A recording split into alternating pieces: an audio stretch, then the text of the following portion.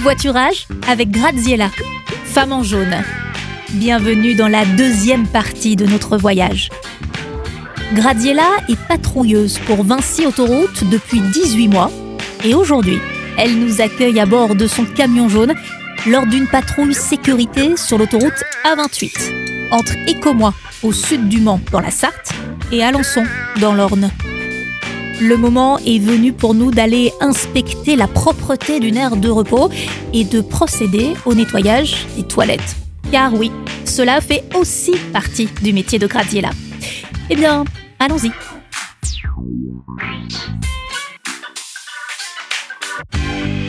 Ah ça, je n'avais pas forcément prévu, moi, d'aller nettoyer des toilettes en embarquant avec Graziella. Mais la voilà stationnée, résolue à accomplir sa mission. Je n'ai plus qu'à la suivre. Enfin, si je ne suis pas emportée par une rafale de vent. Car contrairement aux apparences sonores, nous ne sommes pas là à la pointe du Raz, mais toujours sur la 28. Et ça souffle très fort. Mais il en faut plus pour déconcentrer une Graziella en action. Donc on sort du camion et on va aller inspecter les toilettes. Qu'est-ce que tu regardes dans la poubelle ? Si elles sont pas pleines, parce que si elles sont pleines, on enlève le sac, on en remet un autre. Et donc les toilettes, on inspecte. C'est sale, donc on va mettre vite fait un petit coup, histoire de redonner un peu plus de propreté au lieu, et puis ça sera bon.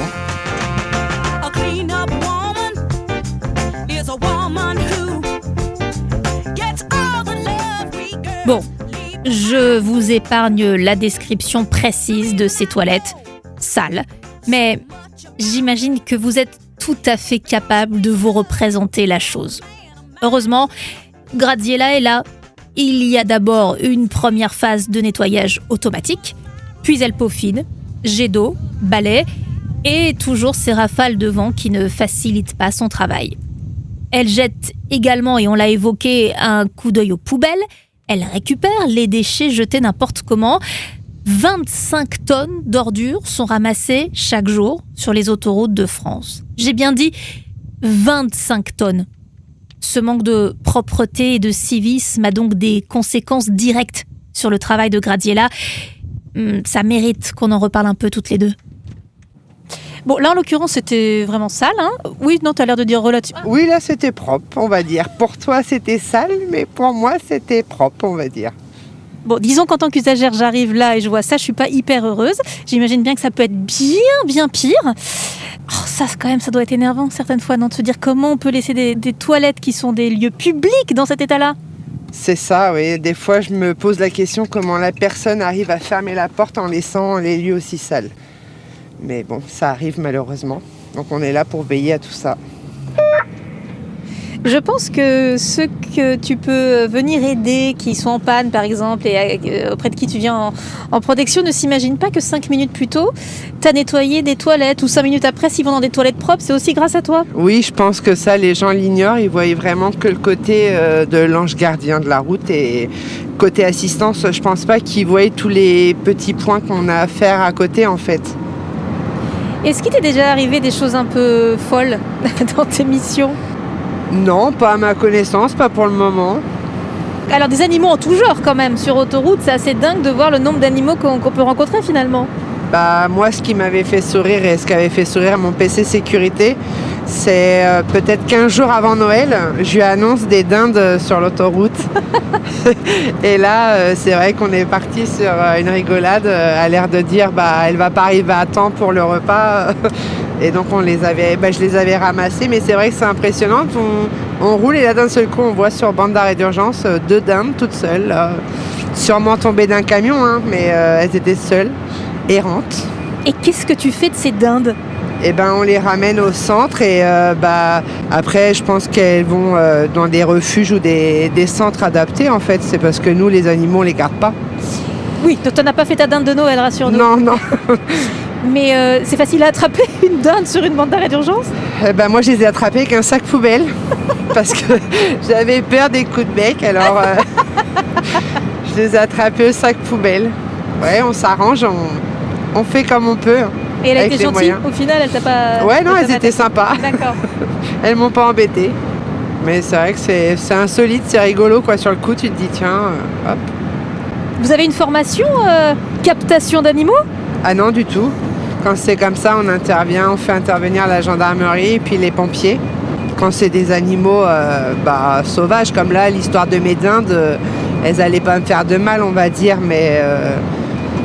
si c'est un tigre qui s'est échappé c'est ça, ou un crocodile, vice-versa, un serpent, je n'irais pas non plus me risquer à l'attraper. Un chien, pareil. Un chien, on fait intervenir la gendarmerie. Parce que le chien ne nous connaît pas, il peut nous mordre et donc... on intervient avec la gendarmerie sur ce genre de situation.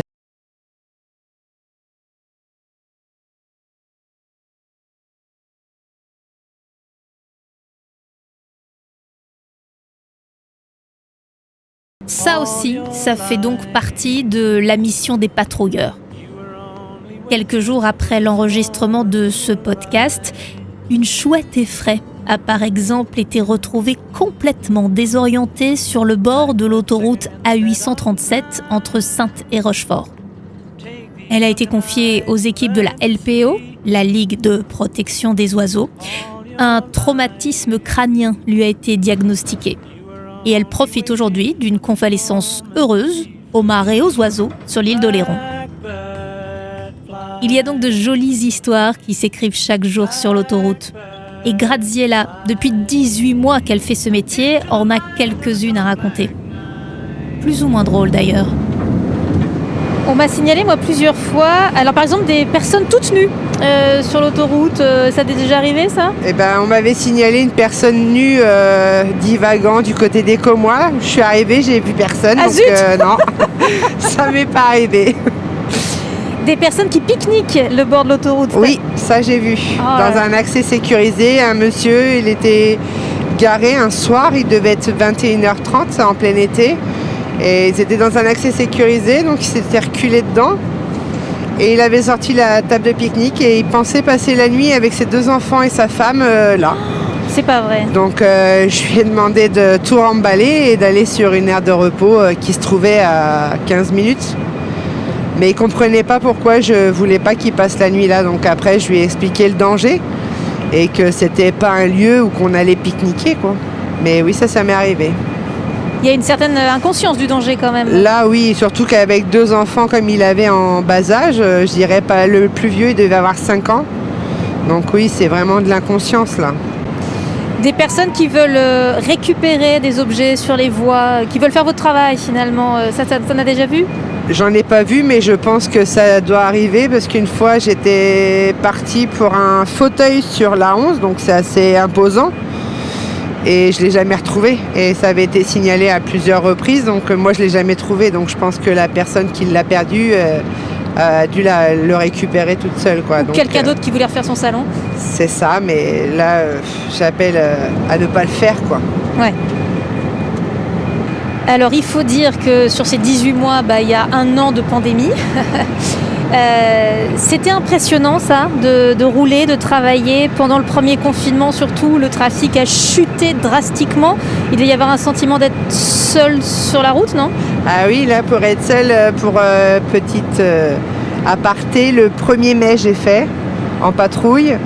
Et sur mon réseau, à un moment, j'étais arrivée à 0 véhicule heure. Oh, ouais. c'est incroyable, ça n'arrive jamais. Jamais. Et là, le 1er mai l'année dernière, ouais, ça faisait peur, ouais, parce qu'on était vraiment seuls, quoi. Il y avait que le véhicule de patrouille, parce qu'en plus, les routiers, le 1er mai, généralement, ils sont à l'arrêt. Donc, c'était vraiment désertique. Oui, parce que sinon, vous étiez seul avec les routiers qui ont continué de travailler aussi. Oui, pour alimenter le pays, ils ont continué leur activité, mais bon, il y avait quand même beaucoup moins de routiers au premier confinement quand même. Il y en avait, mais beaucoup moins que d'habitude. Donc, tu étais contente de revoir arriver les vacanciers au mois de juillet? C'est ça, un petit peu plus de vie sur l'autoroute, ça fait plaisir à voir. Et puis, ouais, je pense que le moral y revient aussi parce que quand on travaille, qu'on ne peut pas porter assistance, entre guillemets, on ne travaille pas pour rien parce qu'il se passe toujours des choses. Mais oui, là, au moins, on a l'impression d'être utile quand il y a de la circulation, au moins. Nous n'aurons pas la fin de la phrase, car Graziella vient de repérer une anomalie. Ce qu'il faut avoir en tête, c'est que pendant que nous devisons de façon a priori assez badine, Graziella n'arrête jamais de scruter la route. Ses grands yeux bleus sont comme des radars à qui rien n'échappe. Et là, nous venons d'entrer dans une zone de travaux et a priori, quelque chose ne va pas. Le panneau doit clignoter, là je vois qu'il ne clignote pas, donc là on s'arrête et on va vérifier pourquoi le panneau ne clignote pas. Donc je vais aller refaire mon petit tour derrière la glissière. C'est ça. C'est parti. C'est en effet reparti pour un tour. Descente du camion et avec mon agra, mon micro et ma perche, bref, tout mon matériel d'enregistrement, je vous prie de croire que ce n'est pas si simple. Surtout que, cette fois, allez savoir pourquoi, la glissière de sécurité est un peu plus haute, me semble-t-il. Ou alors est-ce parce que le fossé de l'autre côté a une pente plus prononcée ? Quoi qu'il en soit, mon mètre 60 est à la peine. Au prix donc d'un effort non négligeable, me voilà en sécurité. Sauf que Graziella a déjà résolu son problème, il me faut donc repasser de l'autre côté de la glissière. C'est peut-être un détail pour vous, mais pour moi, ça veut vraiment dire beaucoup. Ah, je fais mon exercice, hein. Donc qu'est-ce qu'il avait ce panneau au final ? Eh ben il n'avait pas d'éclairage, donc t'as réparé. fallait rebrancher en fait la batterie. Donc tu ramasses des branchages, tu nettoies des toilettes, tu rebranches des batteries Ouais, et tu ziotes partout, tout le temps. c'est ça. Donc ça s'apprend de regarder, d'avoir ces yeux que tu as toi, parce que il faut rien rater. Donc ça c'est l'habitude. Oui, je pense qu'il y a une certaine habitude, c'est les réflexes maintenant qui sont ancrés, on va dire. Parce que même quand je prends ma voiture personnelle pour un trajet pour aller jusque sur Le Mans, c'est vrai que du coup on se dit tiens, ça nous saute aux yeux. Et du coup les enfants ou même mon mari des fois il me dit mais là t'es pas au travail. Non, je suis pas au travail, mais en fait ça devient un automatisme en fait. Comme là, regarde, ma flèche du biseau, elle est heurtée avec le vent. Donc là, il faut que je m'arrête dans la zone. Ah. Parce que j'ai la deuxième flèche du biseau qui s'est envolée par le vent. Donc c'est une flèche de signalisation effectivement C'est qui ça. est à terre. Donc là tu rentres dans le balisage. Voilà. Alors qu'est-ce que je fais moi ? Alors tu vas juste sortir du camion Ouais. de façon de te mettre en sécurité au De niveau là. du TPC. D'accord. Alors c'est reparti.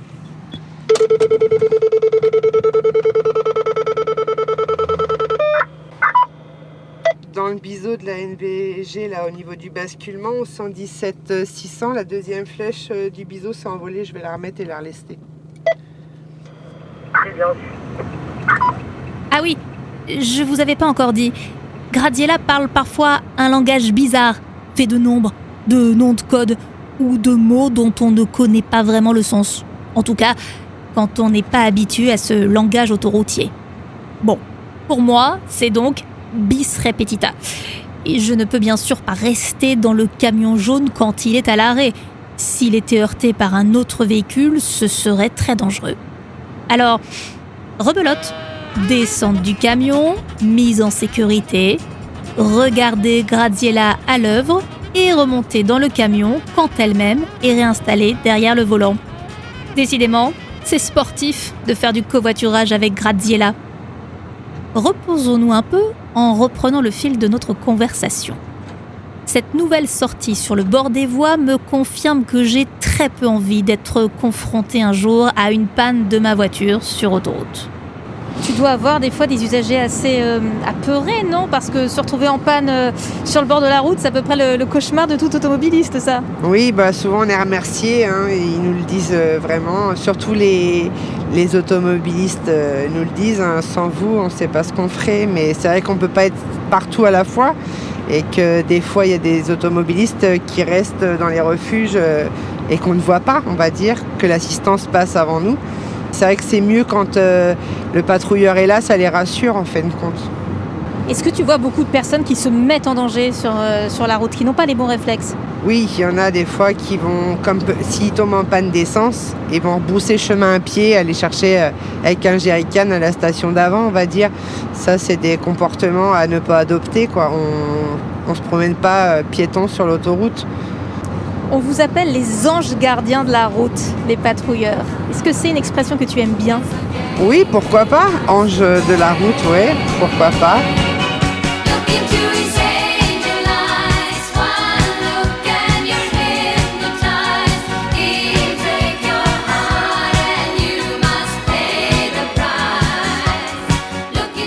Est-ce que tu trouves que ça correspond à ce que tu fais ? Oui, ça correspond à ce qu'on fait. Après, on porte beaucoup d'assistance aux personnes. C'est la base de notre métier. Hein. Oui, ça me fait plaisir quand on entend les anges gardiens de la route. Là. 7 jours sur 7, 24 heures sur 24, il y a toujours un homme ou une femme en jaune qui veille sur les usagers sur autoroute. C'est pas rien, ça. Hein. Ouais, c'est ça. Hein. Ça s'arrête jamais. Il y a toujours quelqu'un qui sera là pour intervenir coûte que coûte. Ça doit quand même surprendre certains usagers de voir descendre du camion jaune une femme. Oui, mais après, je pense qu'une fois que les démarches sont faites, ça change rien, on va dire. Que ce soit un homme ou une femme, on est capable de faire la même chose.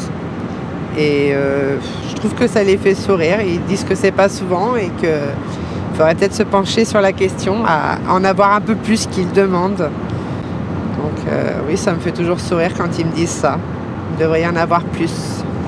Vous êtes effectivement quand même pas très nombreuses statistiquement au sein de l'entreprise. Est-ce qu'il y a une solidarité entre vous ? Est-ce que vous vous connaissez ou pas du tout ? Pas du tout. Je sais pas quelles sont les autres patrouilleuses qu'il y a sur le réseau Vinci, je sais pas du tout. Il faut qu'on organise ça. C'est ça. Un repas des patrouilleuses. C'est ça, oui. Je ne sais pas du tout combien on peut être. J'ignore totalement la chose. Eh bien, figure-toi que je suis à la recherche de ces chiffres et qu'au moment où ce podcast sera diffusé, j'espère bien les avoir, mais que visiblement, ils sont difficiles à trouver. J'en doute pas. Rapide parenthèse, je ne suis toujours pas en possession de ces chiffres. Et si un auditeur de ce podcast connaît le nombre de femmes patrouilleuses au sein de Vinci Autoroute, qu'il lève le doigt. La seule chose que je peux vous dire, c'est qu'ils sont environ 1200 hommes et femmes en jaune au total. Je crois que j'ai une collègue patrouilleuse sur Monet, parce que nous on part en patrouille, donc la nuit, on est sur le réseau de Monet. Monet, c'est au nord de Tours. C'est ça. Et donc du coup, comme on sillonne aussi par là-bas la nuit, une fois, j'avais entendu une collègue patrouilleuse en ligne. Ah. Mais oui, je sais pas combien on peut être. Sûr, on est minimum 2, moi et elle. Donc. C'est assez incompréhensible pour toi que vous soyez aussi peu nombreuses. Maintenant que tu fais ce métier, tu vois pas où est le problème ? Incompréhensible, non, parce que comme je le disais tout à l'heure, moi, avant même ma reconversion, c'était un métier que j'envisageais pas. Et que je regrette parce que à l'heure d'aujourd'hui j'aurais dû faire ça avant, beaucoup plus. Et c'est peut-être la peur qu'on se met en fait. On se dit il y a que des hommes, c'est peut-être qu'un métier d'homme. Peut-être qu'on se met des barrières tout bêtement alors que la porte est ouverte, on va dire, à recevoir des femmes dans ce milieu. Si tu devais définir ton métier et ce qui te plaît dans ce métier en quelques mots seulement, tu dirais quoi ? Pour ma part, une certaine passion, parce que j'aime apporter assistance aux gens. Et puis, décrire mon métier, formidable, quoi. Ah ouais, à ce point. Ah oui, j'adore mon métier. En entendant ces propos de Graziella, j'ai une pensée pour Toupinette, avec qui je suis également partie en covoiturage lors d'un précédent épisode de ce podcast. Elle est chauffeur poids lourd, tout aussi passionnée que Graziella, et elle aussi encourageait les femmes à sauter le pas, à s'engager dans un métier considéré à tort comme masculin. Il y a encore de nombreux verrous psychologiques à faire sauter, semble-t-il. Nous continuons de sillonner l'A28, mais la météo commence à sérieusement se dégrader. Riders on the storm.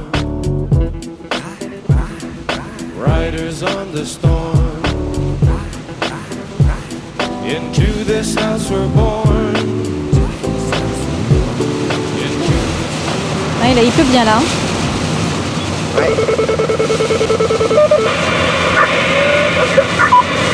À 28 Nord, on a des précipitations avec une faible visibilité. Donc là, tu viens de prévenir effectivement qu'il pleut pour le moins. Donc ça fait partie de ton rôle aussi. Et oui, surtout que là, on a une gêne à la visibilité. On a une visibilité qui est réduite. Donc, voilà, on voit rien là, globalement. Ouais, c'est ça. Donc là, on informe le PC sécurité.